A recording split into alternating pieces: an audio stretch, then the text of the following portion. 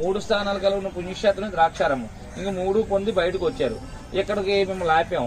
ఇక్కడ రాగానే త్రినాథుల పూజలు, కేదార్ పూజలు ఫలితం అంతుంది పొందారు.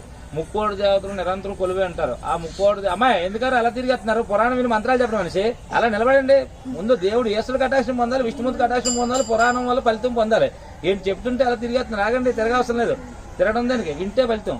అందువల్ల ఇక్కడ మన హిందూ ఇలాగన్నామని ఏమనుకోకండి. మీరు ఆగిపోవాలి, మాకు బలాన్ని ఇవ్వాలి. మనిషి చెప్పం, అందరినీ హ్యాపీ చెప్తాం. మీరు ఏం పెడతారో మాంతారో మాకు అనవసరం. బ్రాహ్మణులకి ముందు మీరు చెప్పియాలి, మీరు వినియాలి. ఈ 2 జరిగిపోవాలి ఇక్కడ. ఆనందం అవునా కదా? ఆగండి. అందువల్ల ఇక్కడ మన హిందూ సంప్రదాయంలో 70,000 కోట్ల రూపాయలు దేవత ఉంటారు. కొద్ది ముందు రామా ఏదోలా చూస్తున్నాం, పురాణం చెప్తుంటే విచిత్రంగాను. మన పక్కనే ఉండు, భర్త పక్కన భార్య అన్నారు, దాంపత్య జీవితం అన్నారు, పక్కనే ఉండాలి. ఇది గుర్తుపెట్టుకోండి. గసడం కాదు అంటే ఇంతమంది చెప్పేటట్టు ధ్వని గట్టిగా వస్తుంది. ఎవరు వినరు, కొద్దిగా ధ్వని గట్టిగా వస్తుంది. అది గసడం కాదు, అభిమానంగా చెప్పింది. ప్రతిదీ అభిమానంగా చెప్పుకుంటాం. మన ఆచారం దేవుడికి దండం పెట్టాడు, పెద్దవాళ్ళు దండం పెట్టాడు, పీటల మీద కూర్చొని పూజ చేయడం, భర్త పక్కన భార్య ఉండాలి. దేవుడి దగ్గరికి రండి అన్నప్పుడు లైన్ పెడతాం కదా, భర్త వెనకాల భార్య మధ్యలో ఇంకెవరు ఉండకూడదు. ఇది హిందూ ధర్మం ప్రకారం ఇది ఆచరించాలి. అందువల్ల కొంతమంది వచ్చి రాగానే భర్త ఈ మూలు ఉంటే భార్య ఆ మూలు ఉంటుంది. అలా ఉండకూడదు, పక్కనే ఉండాలి.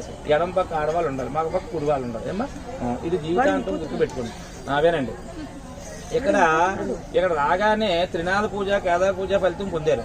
70,000 కోట్ల రూపాయలు మన దేవతలు ఉన్నారు, మన హిందూ ముక్కోటి దేవతలు, వాళ్ళందరూ ఇక్కడే ఉన్నారు. ఇక్కడ మీరు ఏం కోరుకుంటారో ఆ కోరిక వాళ్ళందరి వల్ల నెరవేరుతుంది. ఎవరో మాట్లాడుతున్నారు అమ్మా, ఎవరో మాట్లాడుకొని వినండి. ఎవరో మాట్లాడకూడదు, ఇక్కడ విన్నో మంత్రాలు చెప్పడం. ఇక్కడ మీ కోరిక చెప్పుకొని వెళ్ళమంటాం. ఆ కోరిక నెరవేరాక భార్యాభర్తలు ఒకరికోసం సహకరించుకోవచ్చు. పిల్లల కోసం అనుకుంటే వాళ్ళు తీసుకొచ్చి వాళ్ళ చేత చేయించవచ్చు.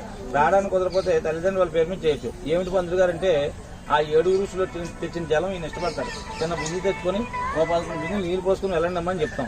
త్వరలో మీకు మంచి జరుగుతుంది, వస్తారు, నీళ్లు పోస్తారు. ఇలా విన్నవాళ్ళు రోజు కనీసం 1, 2, 3 వస్తారు, ఆచరించుకుంటారు. త్వరలో మీరు వస్తారు.